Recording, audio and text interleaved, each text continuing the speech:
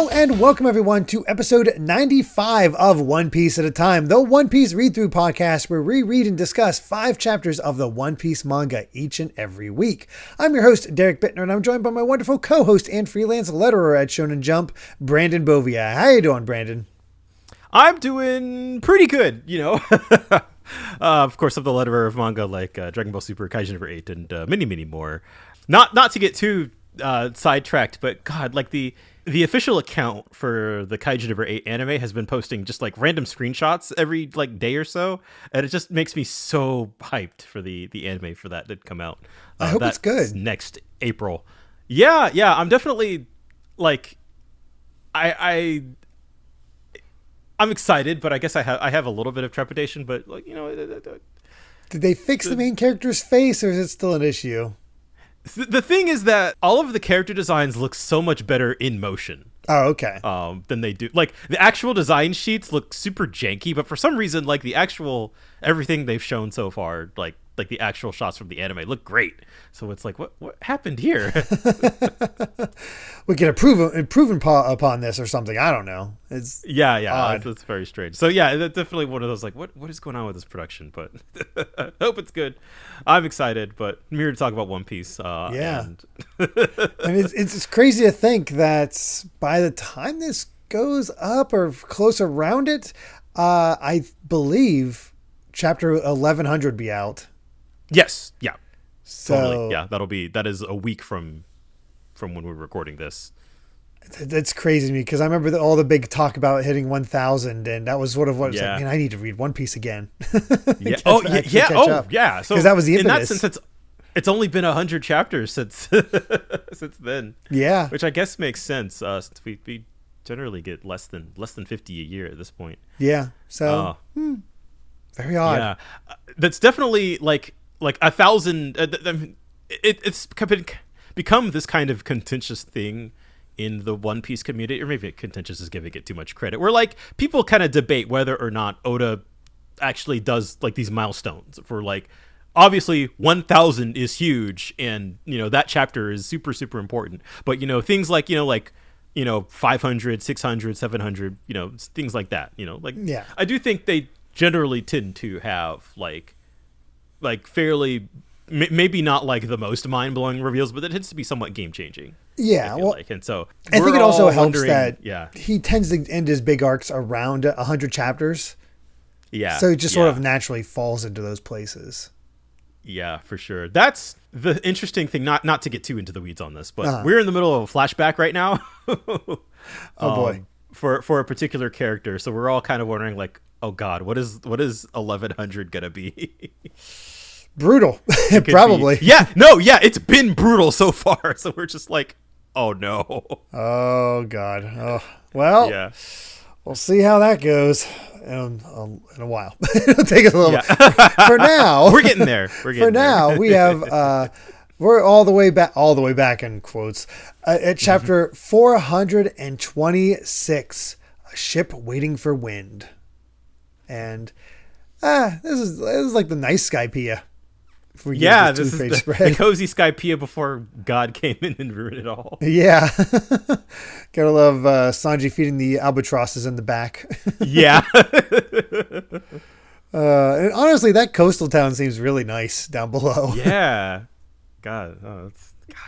Either way, though, in the chapter itself, we're still having the showdown between Luffy and Lucci, and the cannons have been firing like crazy and getting rid of basically a bunch of battleground where they destroyed the first support. So the bridge has been broken in half. They want no chance of Luffy escaping. Yeah. I mean, this is sort of giving me like a bit of like late game Namek vibes of just like the arena is just crumbling before you, you know, like this is the point in the arc where Frieza has just, you know, he shot a meteor into the center of the planet and is like, Enies Lobby is going to be destroyed in 5 minutes. Yeah. And it's just getting closer and closer, and you just see it. You have the warships all surrounding them. So yeah, all that you see, all the marine ships surrounding the 9 of them. And they're basically like, all right, prepare to fight. It's time to go. I do like this.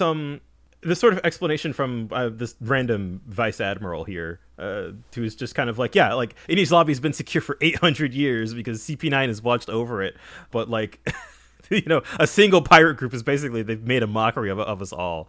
But you know, they haven't even said it yet, but they do mention later how this is considered to be the strongest group of CP9 ever.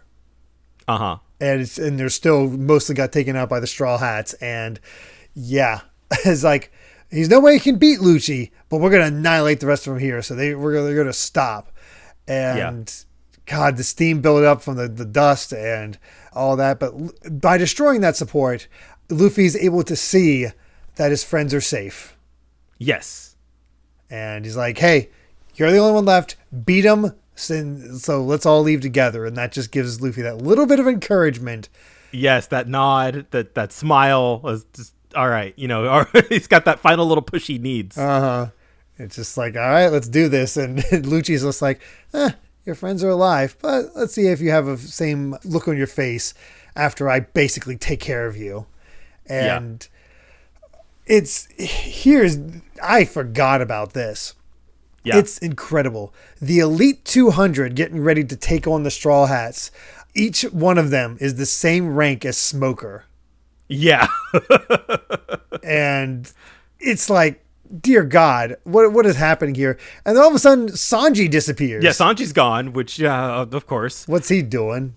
Yeah, but like, there's definitely, I didn't quite remember how they escaped, or like kind of like what the rest of the Straw Hats were doing at this point in time while Luffy was still fighting. But like, no, they actually, it's not hugely emphasized, but like they still have to fight. Like they're taking on like these 200 guys. Yeah, they're taking on some of the best that the Marines have in numbers, and all of them preparing to go on that second round. Well, except Sanji and technically just Chopper, who can't move. He's still paralyzed from using the effects. And I just love that Robin's like, it's not going to catch me again. Yeah. Now that Robin's free, and now that she's able to just like snap the spines of everybody in sight. And we see some devastating effects where Frankie goes to punch a guy, he just disassembles and goes somewhere else. Zoro attacks a guy who's able to melt one of his swords. Yeah. Like it's strangely not emphasized beyond a single panel, but one of Zoro's swords got destroyed. I kind of didn't really register that first time. You know, as good as Usopp's aim has been, he can't hit them. And that's when Frankie reveals, hey, we're taking on devil fruit users, so we got to be careful. That's the other crazy thing is 200 of them, but a lot of them are devil fruit users, making them even stronger, which ups the stakes. I understand just like for pacing reasons, and I wonder if the anime kind of expanded on this segment a bit, maybe probably unnecessarily so. Yeah. But like it is sort of like a kind of an over and done with bit. Like they acknowledge that just like, okay, it feels like Oda's just like, okay, we have to have the Straw Hats, like the rest of them fight something just so that they're not standing around. But like, at the same time, he doesn't really go into much detail about these fights. Just, I think it's a kind of enough to know that like they're still having to hold them off. Yeah, it's the chaos of the whole fight because, you know, they're trying to capture them, and it's just like, yeah, Luffy might defeat Lucci, but they still need to get through all of this. It just makes the odds seem that much more impossible. I just noticed on the next page, on the page after Zoro's sword breaks, it looks like he stole a sword from somebody else. Yeah, he did. I noticed that as well. It's like, that's a good funny detail. I just like seeing them all get involved, and Kokoro and the Chimney are all just saying, hey, we're hostages, we're weaklings, don't hurt fight us. Yep. And back to the fight with Lucci, and he's like, looks like your technique is starting to lose its edge. You're getting weak. So he's basically just saying, hey, after I defeat you, I will find that woman and hunt her to the end of the earth to see her die in the name of my dark justice. And Luffy tries to use his jet stamp. Not fast enough. Gets hit by another Six King pistol. Yeah, which we saw how damaging the first one was. Yeah, and he's laid out on the floor. Yep. And seeing what happened to Luffy, this is what gets Usopp to take off the Sniper King mask and shout out Luffy's name, ending the chapter. It's like, oh my God. Here we go. Oh boy. What an intense chapter. I know, it's just constantly raising the stakes, and it's just like Luffy is at his limit. Yeah. Like there's just no doubt about it. He's pushed himself to the edge, and yeah. We do have an SBS, nothing too major. Somebody asking how Sanji doesn't get burned by his own Diable Jambe technique, and Oda doesn't really answer. He's like, it's the burning of his heart. His heart's way hotter. It just whatever. Works. Don't worry about it. It's just supposed to look cool. Yes. All right. Well, chapter 427. This isn't the afterlife. Hey, where we get another "Where are they now" shot.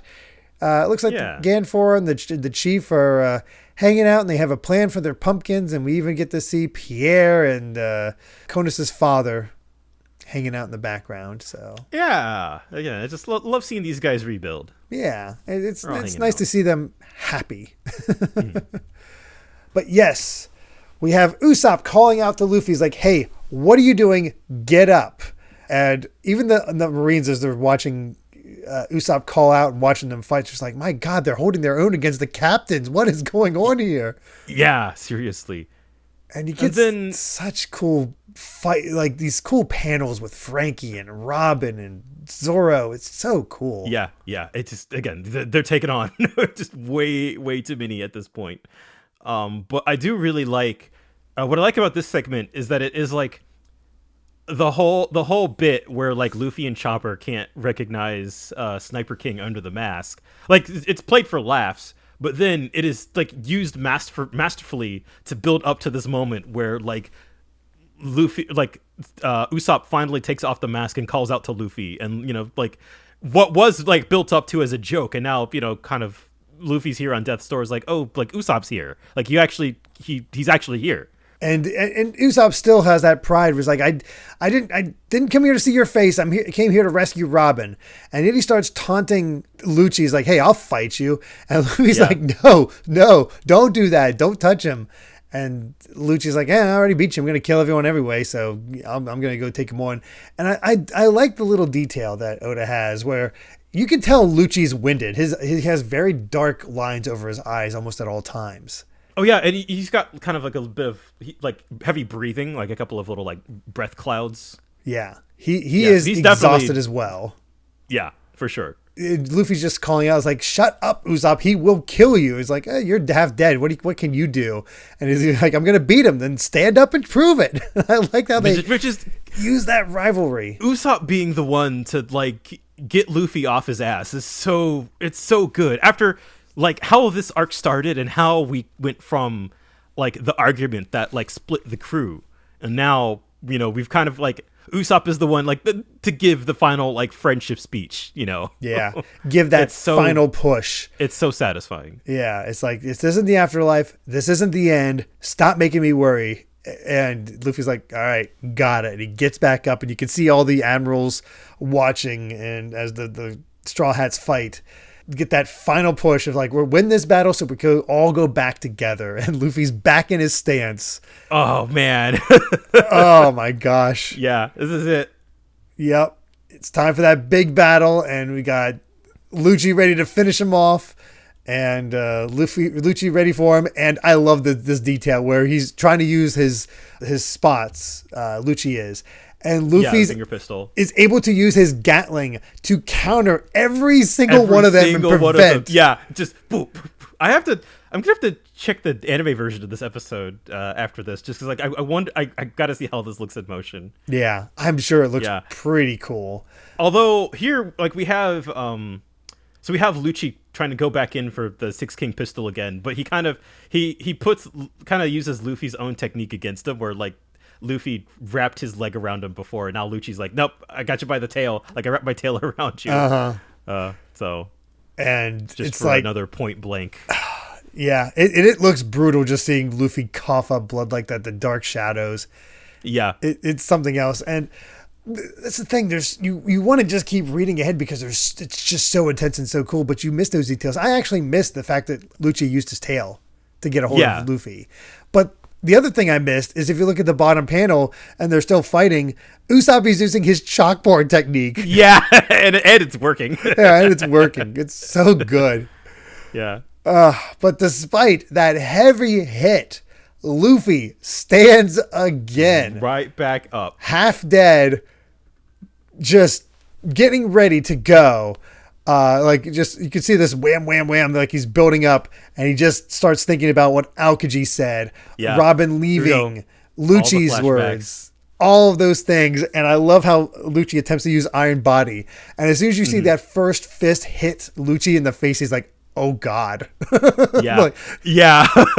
It's the first moment you really see a punch affect Lucci, and the jet Gatling just overwhelms him. The spread, man, you've turned the page and it is just like, it's just an entire page of fists flying straight at Lucci. Yes. And it continues on to the next one where you see Luffy can't even look at where he's doing. He's just punching as fast and as hard as he can. But Lucci is reacting. He has the whole usual, like, almost comedic look of somebody getting punched by Luffy, where his like cheeks is puffed up and whatnot. And it finally sends him into the wall. And you see the missing teeth, the spurt of blood, and that is it. I was going to say he's down, but they're both down. Yeah, they're both down. Luffy used every last bit of his energy to take out Lucci. And nobody can really believe what happened. And he just screams out, "Let's go back together, Robin." And that tear to her eye. Yeah. And then I feel like sort of that's sort of the official call over the Marines radio. It's just kind of like, Straw Hat Luffy has defeated CP9's Rob Lucci. Like, we just got to have confirmed. He's not going to get back up. He is down. That is it. And we still have 3 chapters left. I know. And it's so good. Wow. What a fight, man. I think that has to be the longest fight in the manga so far, right? I think so. I don't know if it's the most bombastic finish, even though he's like, obviously Lucci's getting punched a lot and finally getting taken down, but it's still satisfying. Like, it's not the big like battle axe against Arlong, or the bell hit against Aneru, or the punch through the concrete with Crocodile. But still, just finally beating down the wall that was Lucci is satisfying in and of itself. Yeah, beating him through a literal wall. Yeah. I think it is just because there was so much buildup, and you saw just kind of how out of his depth Luffy was, and how it took, like, learning 2 new techniques and pushing one of those techniques to, like, it's just as far as he can push it. Yeah. Just the absolute breaking point. It's a great fight. It's so satisfying to just see Luffy come out on top, even though, like, again, you can't fully revel in it because it's not over. They're not safe. Yeah, I guess that's the thing too. Like, I think when we've like beat all of the other, like, big arc main villain bad guys, like, you beat them and that's it. But, like, they're still surrounded by a bunch of Navy ships and like 200 guys. Yep, it's not good. But before we see how they handle all that, we do have another SBS where somebody was asking, where was Khalifa's key in the end? After Nami ripped off all the clothes. It's like, Oda just doesn't really reveal anything. Use your imagination, kids. Yeah. Or maybe don't, actually. Maybe don't. And then somebody was like calculating, it's like, Frankie's 34 years old. Why is he acting like an 18-year-old silly man? It's like, hey, Frankie's 34. That's why he's so cool, and he's a diehard weirdo. And I'm like, I appreciate that. Yeah, he is a diehard weirdo. Uh-huh. Well, I think it's funny in context now, thinking like, Luffy is what? Like, he's like 17. I think he's 18 at this point. 18, but still, so he's beefing with an 18-year-old. Yeah, it really. He's young at heart for sure. He's just like, man, my family just got beat up by a bunch of teenagers. It's pretty great. Anyway, let's get to the next chapter, 428. Let's go back, and we have the official start to our next cover series. Yeah. Number 9, Endless Varse.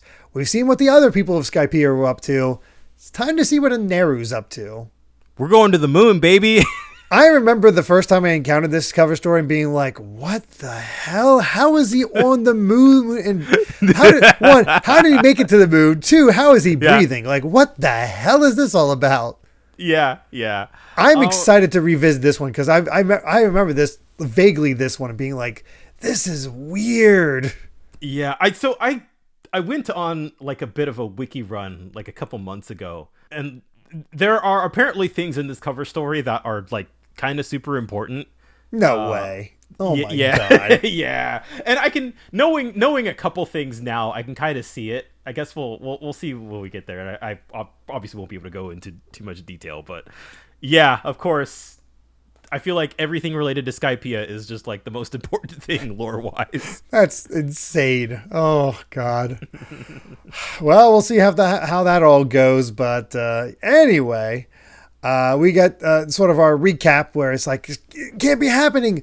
The strongest CP9 roster in the history of Cypher Pole has been defeated by Luffy, and they're celebrating that Luffy won as far as the crew, but they're still surrounded. Yep. And it's like, all right, now let's hurry to the escape ship. We got to get out. And it's like, all right, we got to go. But that's when they get the confirmation that, hey, shut your mouth. The Navy will hear you. And nope, it's coming through the transponder snail, because it turns out the Frankie family and Galila are alive. What a surprise. I'm totally shocked that happened. Yeah.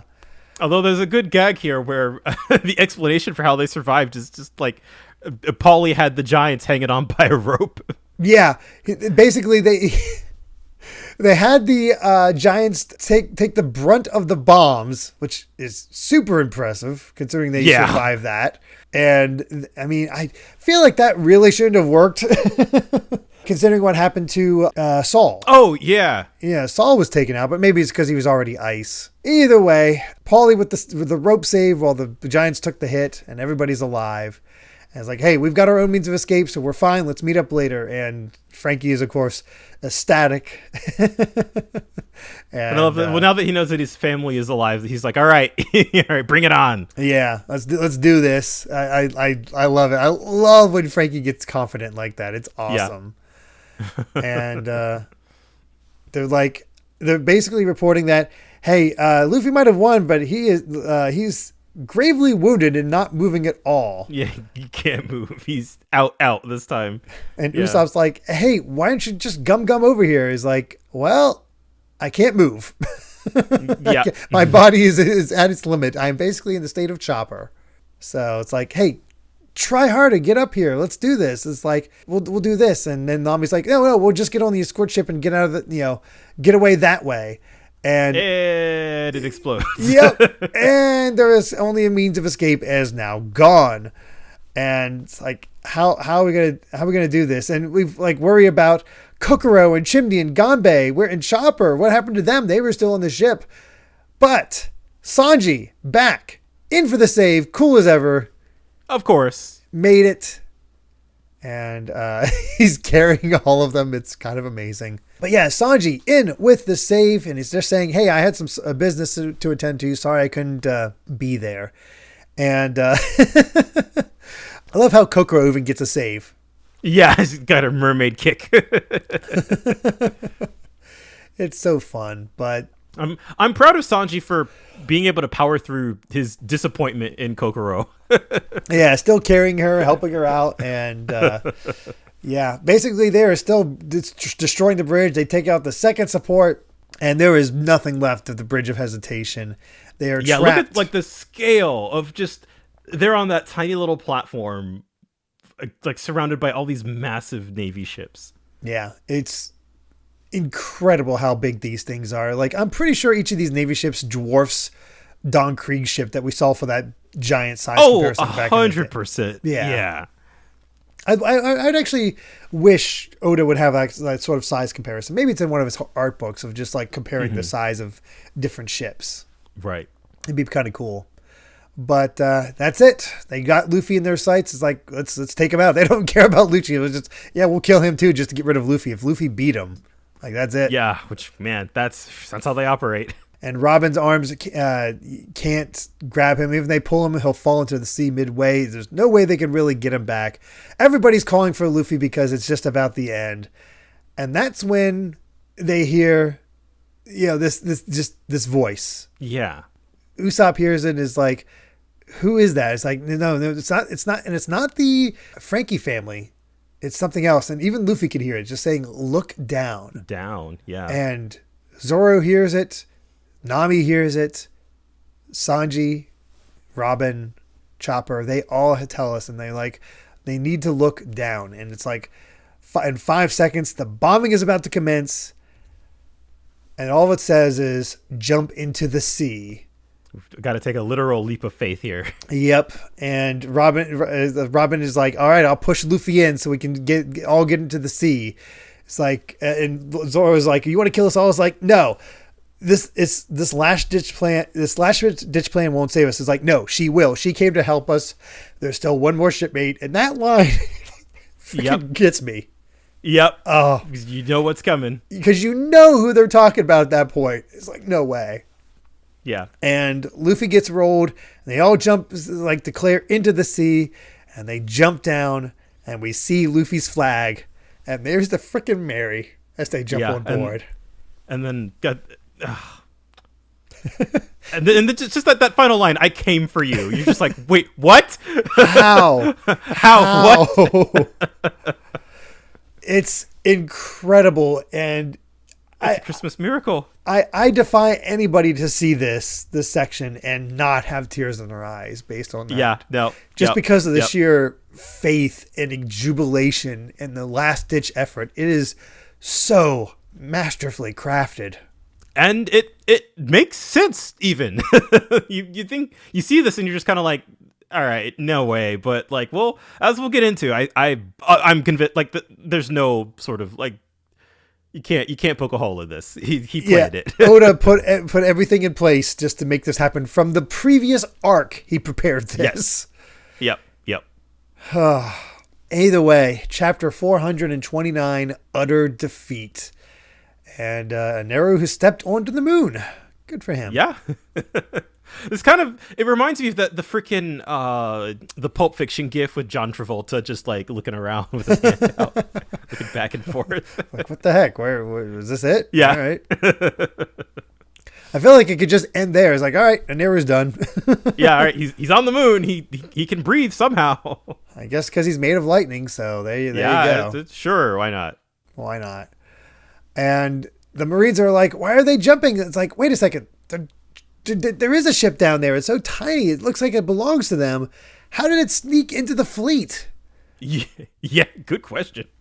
Yeah, they can't figure it out. And it's like, should we fire her? It's like, no, Nico Robinson is there. We can't kill her. I feel like this sort of presents an interesting dilemma for the Marines who are just like it's such a small target and we can't stop them without potentially killing Robin. So just like, well.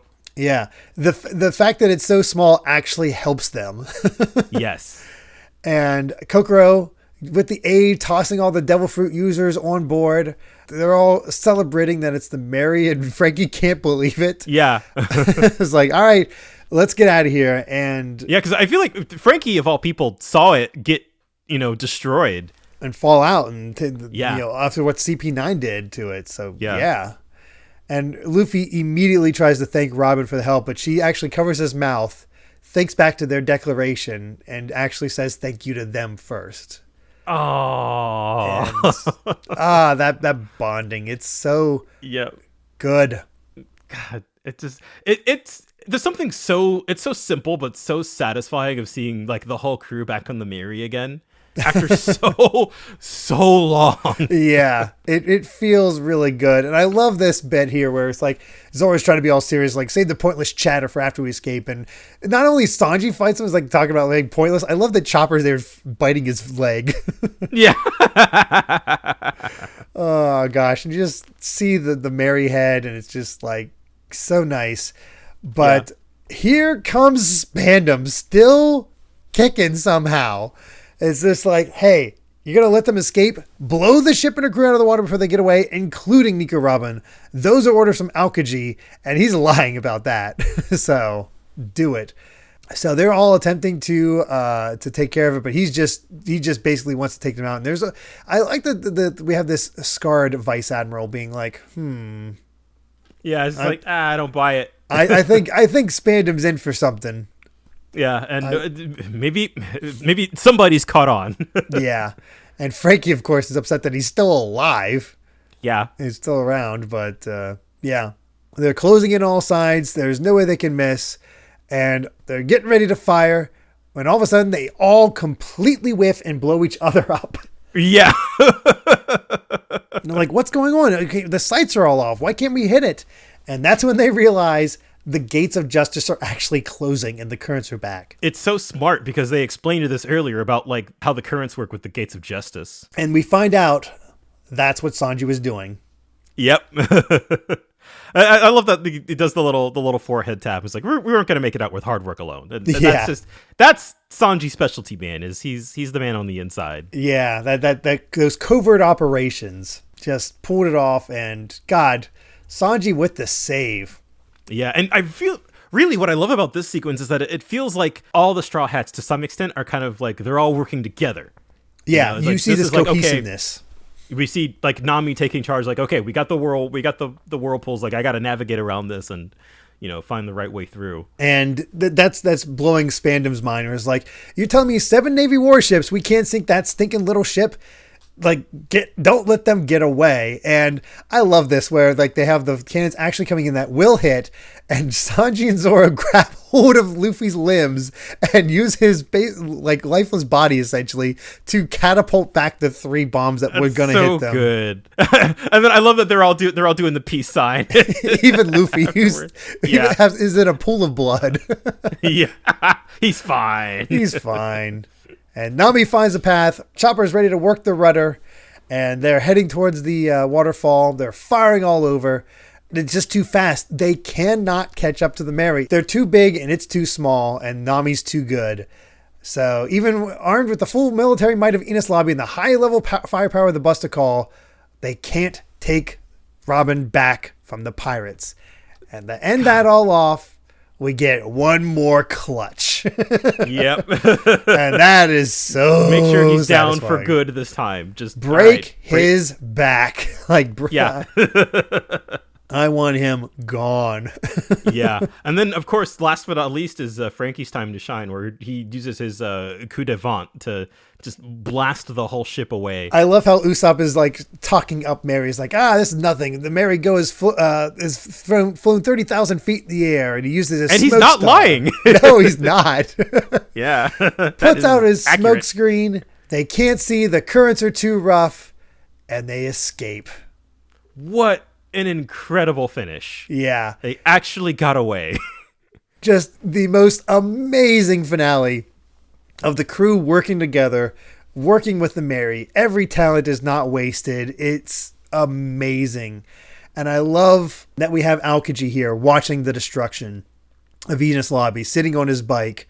And he's like, well, looking at the fleet and this island, it's obvious that this incident was a complete and utter defeat. The Straw Hats have taken back everything and won.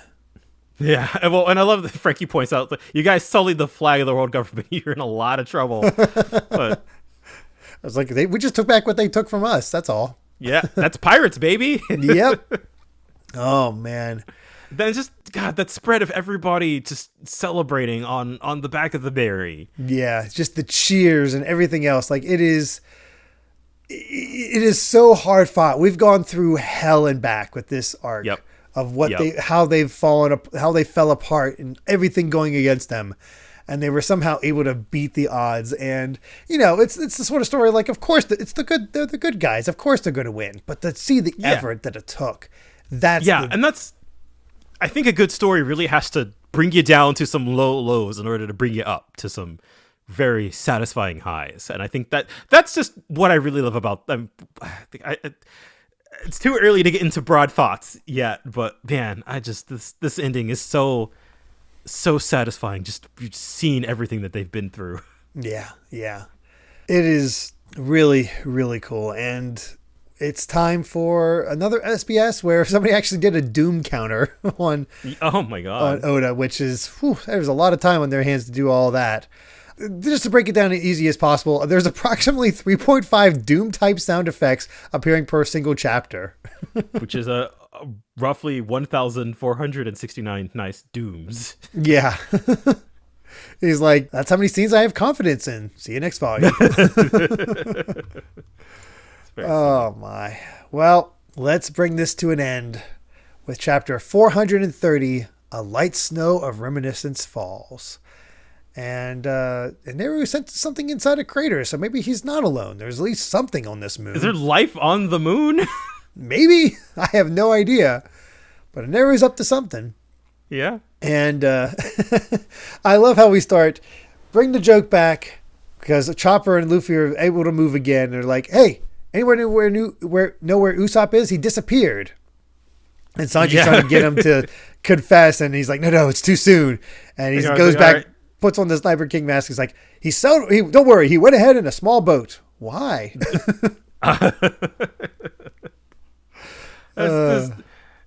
get it, man. Just after everything, poor Usopp his pride just can't get out of the way.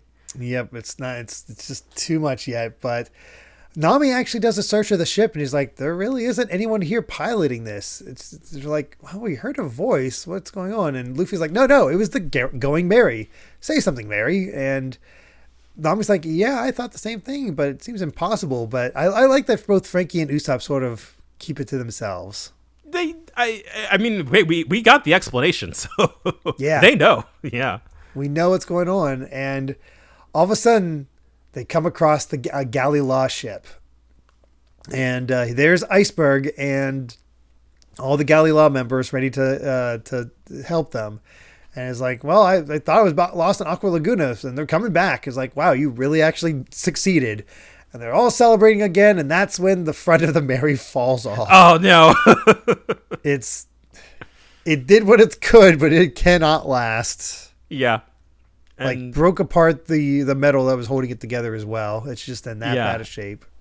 And as Sanji points out, like, Mary had already been deemed unfit to sail ever again. Like, that was it. So, like, it might have saved us, but we still can't keep using it.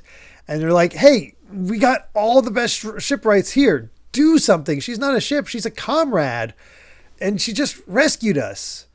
And Iceberg just says, it's time to let her rest. I've done everything I can for her. Because we find out that, yes, the Mary was capsized from the Aqua Laguna and in really bad shape, as you can see there. And he worked his butt. He actually got the sense from it that it still wants to sail one more time. And that inspired him to actually work on the ship, get it fixed up. In the middle of Aqua Laguna, no less. Yeah, that's enough. The Mary thanks him and then sails off into the Aqua Laguna on its own. It's like, oh my God. Yeah. It seems crazy. Like, I remember this. I forget where it was, but I remember Oda saying that this concept was the thing that he might lose people on. But you don't care. It's like, yes, this ship has a soul. Yeah, no, seriously. And I guess that I can see where he's coming from, because maybe it's too fantastical, even for One Piece, but I don't know. It doesn't feel like a cop-out. It doesn't feel like it doesn't feel like a convenience, or it's not contrived. It feels you understand at this point, and God, that so much of the conflict of the story arc is because the Mary means so much to them. I think having it all come back around, it makes perfect sense to me. Yeah, and it does. We had the hint of the reasoning behind it. We had the actual explanation of the reason behind it. We have just the sort of proof of it, of what it can do, and it's incredible. Yeah, the Mary loved them so much that she saved their lives, basically. Yeah, and I love these lines from Iceberg. It's like, I'm looking at a miracle. A ship has gone far beyond its limits. I've been a shipwright for many years, but I've never seen a pirate ship as incredible as this one. It's lived a splendid life. And Luffy's like, all right, I understand. And they all board the Galley Law boat, look over it, and they get ready for a Viking funeral. So they Yeah. get a torch, and Luffy sets it ablaze. And he's even like, well, maybe it's a good thing Usopp isn't here. Yeah, and I love that line from, the Sniper King says that we all must part someday. This is a farewell between men, and I mustn't shed a single tear. Although, if I had to assume, he's probably crying behind that mask. Oh, yes. And we see the ship go up in flames. They'd even save the pirate flag. It's just like, hey, you carried us for a long time. Thank you, Going Merry. And they start seeing this snow from the clouds, and we get all this old artwork of like their time with it, like getting the pirate ship, the cannon practice, the sails, and all the learning how to do that. Luffy and Zoro fighting over the seats, them entering the Grand Line and being on the Sea Kings, flying up to Skypiea, flying away from the little garden. Everybody has these memories, and everybody is just so tired. So, just it breaks their heart. Yeah. And it burns, collapses, and sinks. And we get these final lines from This is the part where I broke, Derek. Yeah, I'm doing it right I was now. doing all right, and then I just broke down in tears. Yep, that's where I'm at. I wanted to carry you even farther. I'm sorry. I wanted to have adventures with you forever, but and Luffy just shouts out to it, like, we should say I'm sorry. I'm no good at steering, so I ran you into icebergs. And I ripped your sails, and Zoro and Sanji are stupid, so they broke all kinds of things. Usopp would fix you every time, but he stinks at it, so we should be sorry. Okay, yeah, there he is crying behind the mask. Yeah. And it's like, hey, even so, I was happy, so thank you for caring about me. And God, that's it. Yep. She says, I was truly happy. And that, so I feel like, how dare One Piece get me emotional about a boat? Not once, not twice, but 3 times now. Yeah. I have never seen an author wring so much out of just a single ship. Yeah. It just, and that's, I don't know, man. That's the difference for me between One Piece and I don't know, other stories, other manga, just fiction in general. Yeah. I think how many of these stories get you to cry over a boat?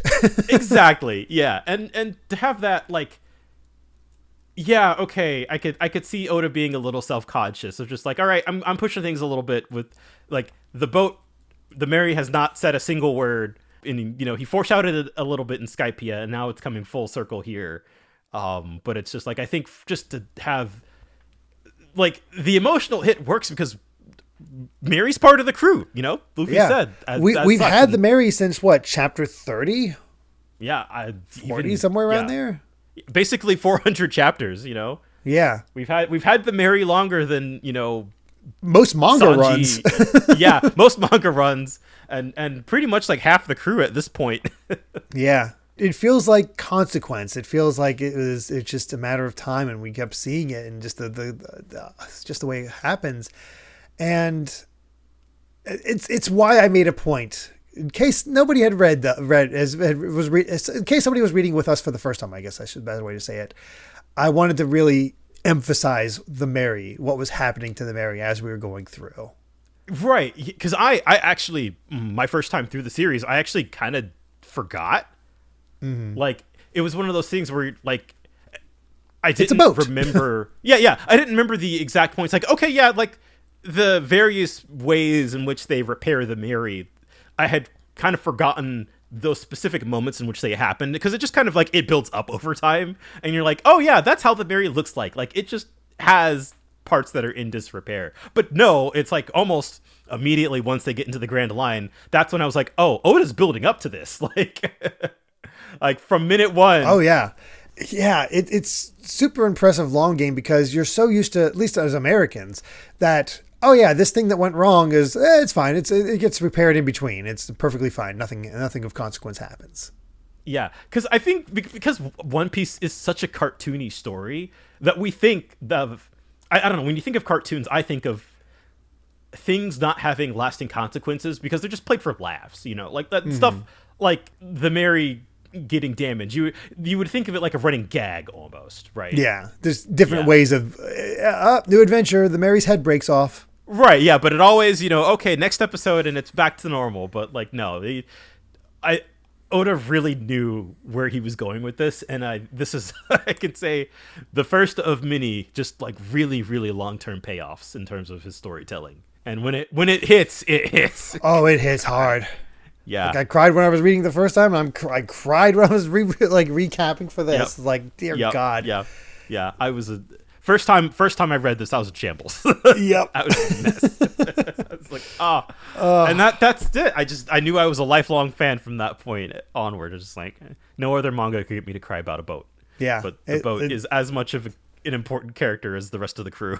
Yeah, I mean, you got us to care about the characters, and now you got to cares about the things the characters care about. So yeah. Honestly, I think the only thing I could imagine crying harder over, other than the Mary is the destruction as far as an object's concerned, is if something symbolic happened to Luffy's hat. Right. Yeah. Which, hey, that did happen in real life. Yeah, that's true. Thanksgiving parade. Yeah. Oh God. Poor Luffy's hat in the Thanksgiving parade.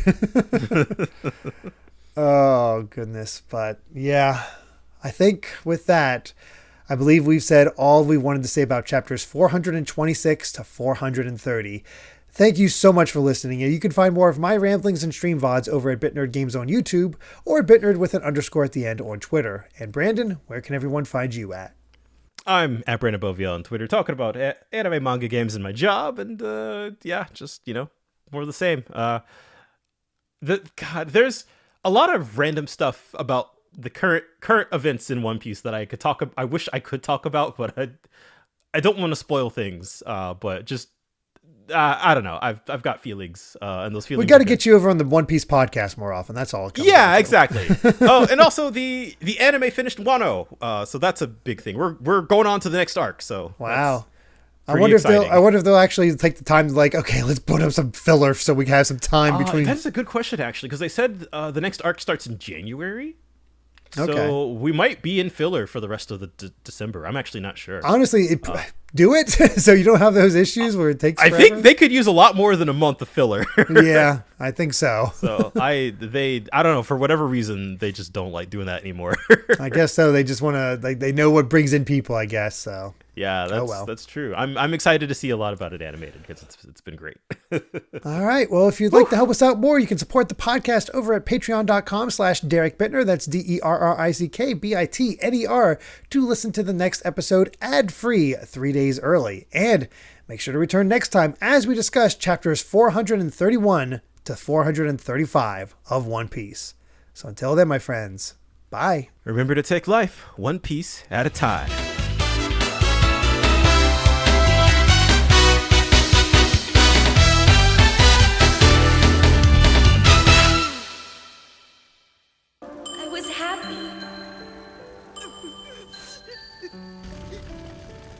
I know you always treated me with love.